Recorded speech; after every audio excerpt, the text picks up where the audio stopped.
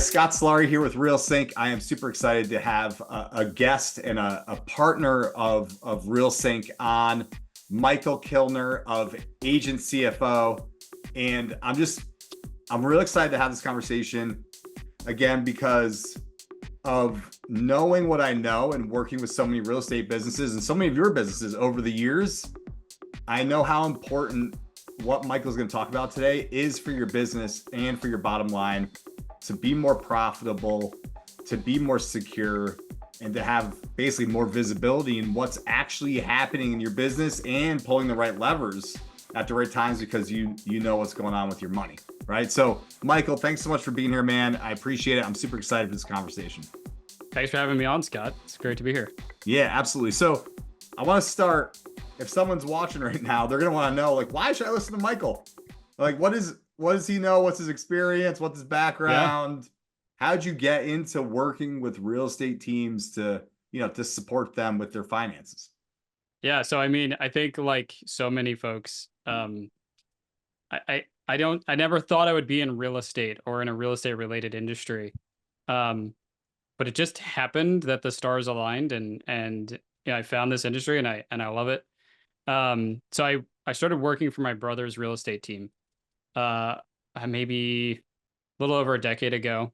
And he was building a team at Keller Williams at the time. And, I think when he started, we were probably doing 25 million in volume.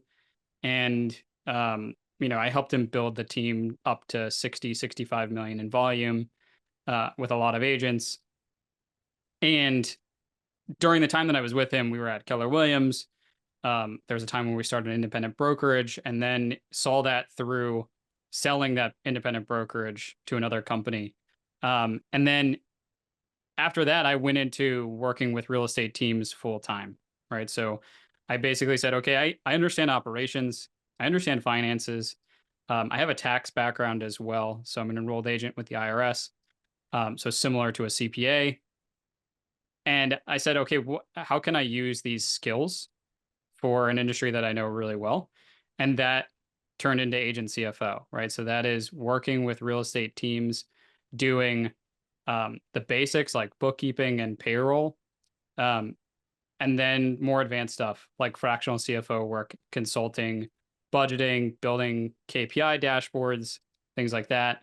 It's actually through a lot of my seeing RealSync come across, the bank accounts and credit card accounts of my clients. That's how I got familiar with Scott and your product. And yeah, I mean, I just basically all of our clients now, we've built a pretty big business.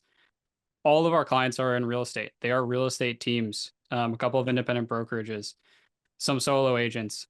But, teams are our bread and butter because we can really come in and help them understand their finances, get them organized, and then just let them operate at a really high level. So, dude, I love it. So let's say I'm a team right now and I'm doing well, I'm profitable, but I'm kind of flying blind a little bit, right? And Yeah. I don't have a Yeah. great grasp of my finances. Where do you start with someone like me? Like, where do you start with the team? Like, what are some of the first things that you would recommend someone doing or that you would do if you were working with them? Yeah. I mean, everyone has their own sort of unique set of problems. And I think, Right. if people will always say like, I'm so ashamed that I let this thing go on for so long. And I can tell you like, there's plenty of people who are in the same boat, right? But like, Yeah. some folks have issues with tax, right? Some folks have issues with advisors, right? Some folks have issues with a bad set of books, or they're doing DIY bookkeeping, or they've got an outsourced bookkeeper and they're very well meaning, but they don't understand the MREA model, right? Or any of the other models for how you would set up a chart of accounts. So they're not getting the clarity that they need, right? Like their books balance and they've got money in their bank account and they pay taxes, but they just don't understand any of it, right? There's no clarity. There's no one they can bounce ideas off of, right? When they get a tax bill, they're like, I guess I got to pay it. I don't know how to be proactive about this. So for so many folks, there's just when we first meet with them, we're just trying to uncover their pain points, right? Like Yeah. what's troubling you? What's slowing you down, right? Are taxes slowing you down? Are your books a mess, right? Are you getting notices from the state about your payroll not being run correctly, right? Are you commingling your personal and your business expenses? Do you not have a credit card that's only set aside for your business, right? Is your entity structure weird, right? Do you have some weird LLC that you don't know is active or not, right?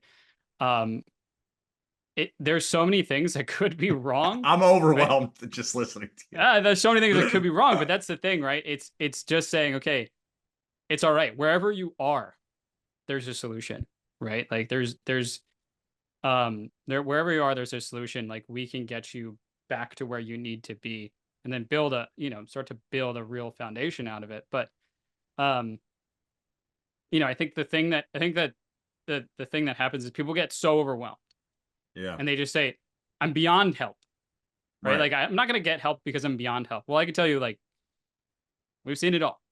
You have 5 years of bookkeeping that needs to get done. Like we can do it, right? Like we get people caught up all the time and we get them back to square one. Um, and it can be expensive, right? It can be costly if you have to go back that far, but like it can be done. You're never so far off that we can't get in there and sort of start to help you and put solutions in place. Yeah, I love that, man, because I can just talking through that, I can see how overwhelming and stressful it can be and such a burden, like Yeah. something on your shoulder, right? And then, as the entrepreneurs that we know these real estate agents and these team leads are, they just go, well, I'm just going to keep pushing forward, right? I'm just going to keep Right. going forward. And the reality is that the relief they could probably get from, getting back to square one, and then once they get there, understanding like what levers they can pull or what decisions they can make with the knowledge of their finances in mind. I mean, it's talk about the growth you could see in your business because you know Yeah. what to do, right? Not just the next transaction. What do you see like when as you go through? Give me some examples or an example of like, what you see or like how this can transform someone not only personally but like in their business too, right? Yeah. Yeah. So I mean, I give a lot of examples, but I'll start with sort of a more of a solo agent example. Yeah. Um, there's an agent that I really respect, does a tremendous amount of work. Um, and there's a tremendous amount of business, and in many ways is a great operator. But for several years in a row, he made a lot of money and he did not have really good connection with his tax professionals. Right. So it wasn't that the tax pros were like, they weren't messing things up, right? Like I've looked at the filings. Filings are great, clean, good, right? But there was a disconnect about when he should have been paying, what was due, right? There just was not a communication happening. Yeah. So he ended up, right, and very well meaning, happily would have paid the taxes if he had known like when and how and where to pay them. But that just was never communicated. And by the time it was finally communicated, right, and he sort of got his head wrapped around it and he started getting letters in the mail, he was like, wait a second. I owe tens of thousands of dollars to multiple jurisdictions, the state and federal. How did this happen, right? Like, where did I get to this point? And of course, he's still, right. This is from years past, right? And he's still making good money, and he Yeah. has current year taxes that are due, right, and all those types of things. So for him, what we were able to do is basically get him set up with a new tax preparer, right, who was much more communicative, very proactive, right, who was gonna basically, for all the stuff that was currently due, make sure he was on track. And then what we did is we looked at all of his tax liabilities and we said, okay, here's how much you owe from these particular years, right? If you break it down, what can you pay now? What might we be able to abate a little bit, right? Hmm. What could we put on a payment plan, right? So we basically have all we did was sort of clarify for him and put in one place, like, hey, here is everything that you owe. Put in one spreadsheet. And we said, and here's what you're owing, from the taxpayer this year. Here's how much you're going to owe for this year. And that gave him just tremendous relief. Like, he still owed a lot of money, don't get me wrong, but he was able to just see it one place. And every time he made a payment, right, we would see that payment, put it on the spreadsheet, and he could see himself chipping away, right? Yeah. Okay, and now this one's on a payment plan, so it's taken care of, and we pay a little bit every month, and this one has now been abated, so we can just get rid of it, wipe it out. And I think that for him was a big relief. Yeah, I mean, that's huge, right? Yeah. I remember, I used to work with a friend, and he would always joke. He'd go, Scott, the most certain things in my life are my bills, right? Because he knew them so well. He knew exactly what his monthly bills were. Obviously, you got to pay him. Yeah. But it created certainty, right? And I think that there's something to be said about that. Like, if you're just paying things on a whim and you have no idea if you should be or shouldn't be, and right, and there's no certainty around it. I mean, talk about the chaos that you must feel, Yeah.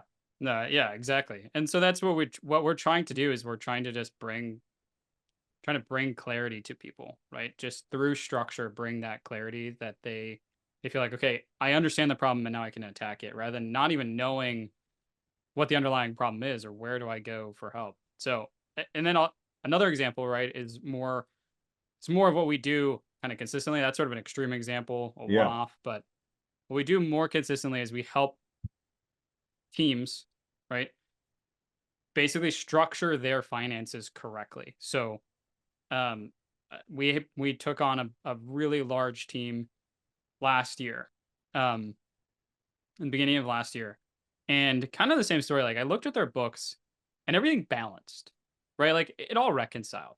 You could file a tax return off of it, Yeah. but that was about it. You couldn't really figure out anything else about the business except for, okay, this is basically the net income, and here's our, I don't know, here's all the deposits that came in, and we're basically spending this much in salaries, except we don't know how it's divided up because it's all just one massive lump. We don't know between, the partners and admins and sales director. Like, we don't know who's getting paid what. We can't see any of the agent production. We don't know what the actual GCI was. All we're getting is the gross profit, right? Like, those are the types of things. So we just said, look, okay, fine. Like, you were not you weren't poorly served by the last company. It wasn't like they didn't do their job. They just didn't know what you wanted, right? Like, it was not that they didn't, and they wouldn't have known how to get you there, even if you had said, this is what we want, right? We want to see Right. our GCI. We want to see our cost of sales. So, like, our commissions and our buyer agent splits and our listing agent splits, all that stuff. So just the simple act of us knowing what the end user needed to see, right? We were able to win that account and create something. They were like, oh, okay, now we actually get it. Now we can actually compare our profit margins to all of our peers because we actually now know what our GCI is. We know what our cost of sale is. We know what our gross profit margin is. We can look at our operating expenses in the millionaire real estate agent model, right? And see where we overspending or underspending. Right. And so that was like, for us, it's like, okay, that's just simple. For them, it was a huge evolution in their business. They were like, okay, wow. Now we actually understand the business fully. We feel like we actually use this as a weapon, like, use our P&L as a tool, as a weapon, to get things done, to attack problems. And I think, they were already on a great trajectory, so I don't want to chalk it up too much. But like, I Yeah. do think that us giving that clarity has allowed them to really, really ramp up and continue growing in, pretty tough markets the last year and a half, 2 years. Yeah. I mean, it's such a big thing, man, when you know, like, all right, I know I'm making this much off of an agent and their GCI, and like my profit's going to be this, and then it allows you to, like, kind of, it's like playing chess in a sense, right? Like, it allows you to move strategically pieces to, like, all right, I'm going to put a little more money into this spend because we can here, and pull this lever and test that or test this, and it allows you to move forward. Again, you said the word a bunch, but like clarity, it gives you clarity to Yep. move forward and grow in the right way, and not just like a tornado blowing through, right? Yeah, totally. Yep. Um, dude, I love it, man.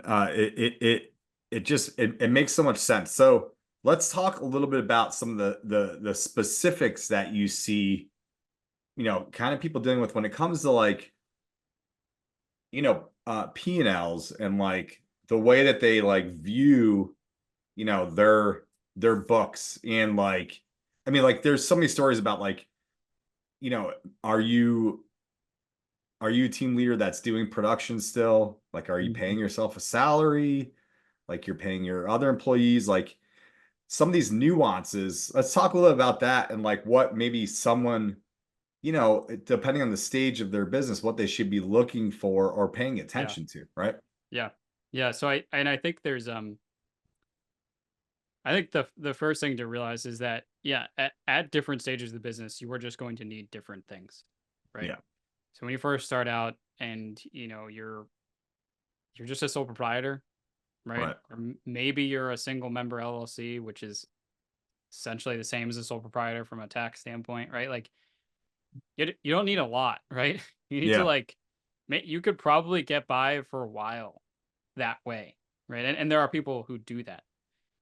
If you're the type of person who's diligent, and it's not everybody, but if you're diligent about just setting aside money for taxes, right? Setting aside like a pretty good chunk of money that comes in from commissions for taxes, like you're okay, right? Yeah. Um, you'll be fine. But I think as soon as you start to like we have real traction in the business and then you start to make true investments in the business, right? Like you have real ad spend.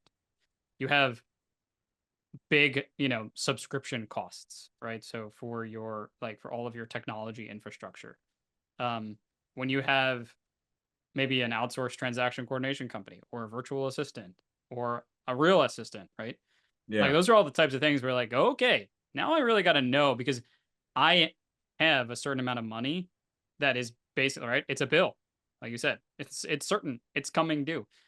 So now I got to make sure that I actually have cash flow and I can project that cash flow to cover not just my business expenses, but also what I need to live on. And I also will have taxes due, by the way, right? So at that point is where you start to see the switch, right? Like, okay, things are getting serious. I'm doing some business. I'm established here. And that's where I think you have to start to establish really good habits, right? Right. And from there, it's simple, but a lot of people skip it, right? It's actually setting up that LLC, opening bank accounts in the name of the LLC, Right. right? And actually using those bank accounts, actually having your commission checks go to that bank account that's set aside for your LLC, opening up a new credit card that's only for your business, attaching it to the bank account, like paying it from the bank account for your business. Um, Opening up another one that's just a tax savings account. Like they're very simple, but But yeah, but you just don't people just know. skip. You don't, Yeah, yeah, you just skip yeah, it. I could you see skip it. You're like like, you just keep. skipping the majority of listening. Yeah, and like I mean, I mentioned this to you, Scott, before, but like I like to think of it as, you're either think of yourself as a painter, right? You're either a painter who looks at the wall, it's a pretty high wall, and says, I'll just use whatever rickety ladder I could find to just paint that wall because I just got to get it done. I don't have time to go build a scaffolding and do it right, right? Right. The problem is you're using that rickety ladder, right? You're using your rickety financial infrastructure and you're going to keep having to get down and solve stupid problems, right? Moving your ladder over, right? Getting back up, dropping your paint bucket, having to clean up the mess, right? Or you could take the time, build a nice scaffolding, right? A nice walkboard on it. Solid, it's going to stay there, and you can just walk back and forth painting peacefully, right? Just doing your job. You're not worried about the thing falling over. You're not worried about your moving your ladder or anything like that. And I think these are just basics, and that will get you very far. And then, once you've kind of got that separation between your business and your personal bank accounts, your business and your personal credit cards, the flow of money is coming into the business and then into personal. You're setting aside money for taxes. Then you implement a P&L, right? Then you bring in a professional. And I think if you're ready for bookkeeping, you're ready for a professional. Like, Right. I'm just going to say that.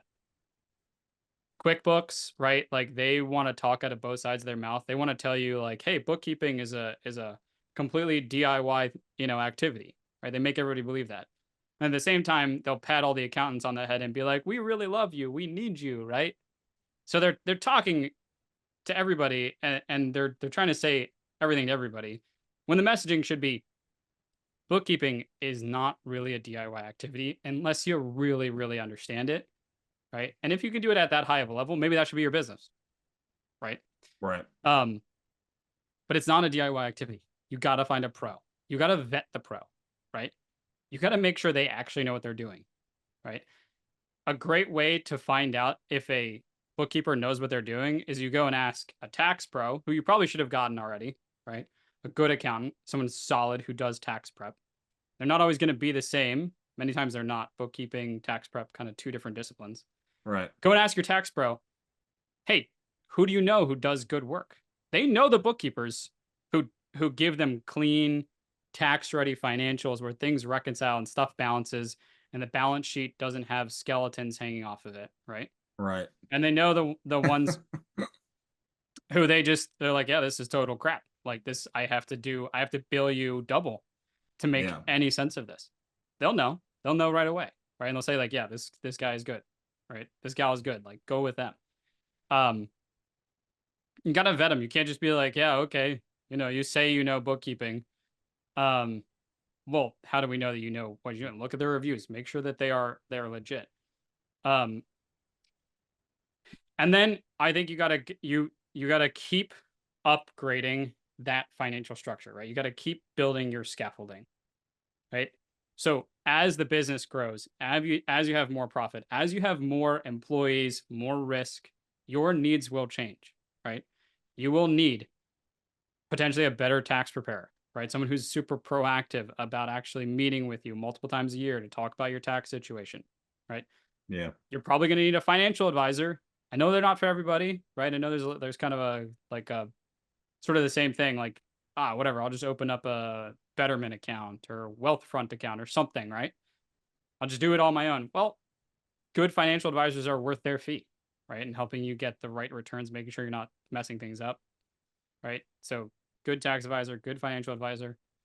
Then maybe you need to upgrade, right, your bookkeeping or your outsourced CFO, right, to somebody who's like really understands the business that you're trying to build, really understands what your margins should be, can benchmark you against other clients, other people in the industry, um, help you call balls and strikes, give you a good third party, opinion on a regular basis about, hey, should we go? Which direction should we go?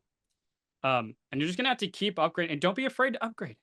Like, don't be afraid. Like, Yeah. if you don't feel like your pros are actually serving you, go find out who's the next pro, right? Like, who's the next pro who's gonna serve me at a really, really high level.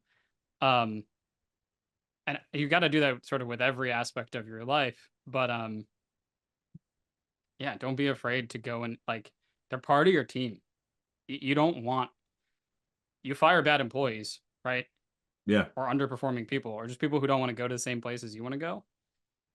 Your advisors have to want to go to the same place that you want to go. They want to be on that journey with you, Right. right? And so Yeah. you got to upgrade. Yeah, absolutely, man. I agree 100%. I mean, I had to do that with my accountant, you know, for a long time. It was fine. And then I just felt like they were getting complacent and weren't doing a good job. Yep. And understanding like how California worked compared to other states. And when I Yep. moved over, I started saving a lot more money on my taxes, you know? So sometimes you just gotta like, you gotta trust your gut instinct too. And if you feel like you're not getting what you need out of the people that you're working with that are on your journey, like you said, right? Yeah. And I think it does, man. Like with each phase, you got to be paying attention to how you're growing and making sure again that you're getting those right people in line. So one of the other things I think, obviously we're in Michael, like a different market. Are you like seeing different things that you're working on with your clients right now compared to maybe a year or two ago? Yeah. I mean, it's certainly, and everyone can see this, it's just not nearly as frothy as it was a couple Right. of years ago. Right. And I think, um, spending has definitely pulled back, just across the board. I think spending on basically anything that does not have a direct impact on revenue, right, is a really kind of tough sell right now Right. for real estate teams. Um, Staffing, I mean, it's not that this wasn't already, like, I think real estate was early to the sort of overseas outsourced help, right? Administrative help in particular. Hmm. But that's just accelerating because just the cost of having onshore employees is really, really high. And you can get a lot of talent and some really talented people overseas and Yeah. other markets. So you're seeing sort of like more refined staff, potentially more people like who are more administrators who are overseas. I think outsourced transaction coordination obviously was a big trend before COVID. I think that's only accelerated. There are some really good transaction coordination companies out there who, you can pay on a per file basis, which is a great way to control your costs over having somebody in house. Obviously, at a certain number of transactions, it makes sense to have somebody there, Right. Of right? course. Yeah. Um, or maybe a certain level of care that you need to have somebody in house. Um, I think that the interesting thing is that the consistent performers, right? So the people who just do not get distracted by shiny objects, Yeah. who are just consistent with whatever their chosen methodology is to generate the majority of their leads, they're doing fine. Their margins have compressed, right? They will have compressed because there's not nearly as many people buying or selling real estate, right? And that's Right. going to hit people. Their margins are compressed. There's more competition for fewer deals happening. But the people who have been consistent, right, and their messaging hasn't changed, and they show up every day, and they don't take anything for granted, and they don't take their database for granted, right? They're like, people love me, they should refer me. Like, they win consistently, and Yeah. then the people who have actual metrics and standards for the agents and the ISAs on their team, they are still winning, and they are growing their businesses, right? Like, it takes real leadership skills to actually hold people to metrics and standards. It does. I don't care what industry you're in, particularly in sales, right? Like, to say we have a standard and then actually to enforce the standard, it's a big deal, right? And like, Yeah. so many people talk a big game about it and they don't. But the teams that I work with who are sort of like mega successful in that way, they know how much every single person on their team has made so far this year. They know what their pipeline looks like. They know that their activities are or are not, right? They know how all of their ISAs are showing up. They know the calls their ISAs are making. Um, it it might sound a little heartless, right? But that's what it takes to build a big business, is real standards, right? Like real metrics to say like, hey, you're performing or underperforming. It's also for agents, right? It's a service to them. If an agent is coming to your team, they want your scaffolding. They want your structure, Yeah. right? Because your structure allows them to then grow. So if you're not helping them reach their goals, you're doing them a disservice, right? And you should part ways. Yeah. It's not doing anybody any good for them to just sort of be a hanger on and not making what they want to make, right? And not making you what you want them to make for the company, right? In terms of gross profit coming into the business. So I mean, that's what I see is like, and then I would say on the flip side, right? Like, who's kind of struggling, who's kind of suffering. And I think it's people who are inconsistent, people who have let themselves get burned out on real estate, right? Yeah. Like, it happens, right? And they're just like, they don't have the same sort of attitude. It shows up in the way that they're showing up to everything, to buyers and sellers in particular. Um, People who are kind of looking to us and my team being like, well, everybody's down, right? You're like, yeah, maybe everybody's down, or for the most part, people are down, but like, does that feed your family? Like, do you want us to help you cope? or do you want us to help you understand the facts on the ground and move forward with a plan for how you are going to gain market share, right? So you might have Right. the same exact market share, but you've gone from 100 units to 60 units because that's how much the market has contracted. Well, those 40 units are still missing. How are we going to get back there, right? Like if Right. we're going to have to take it from somebody else, that's fine. Let's put a plan in place and let's go and win.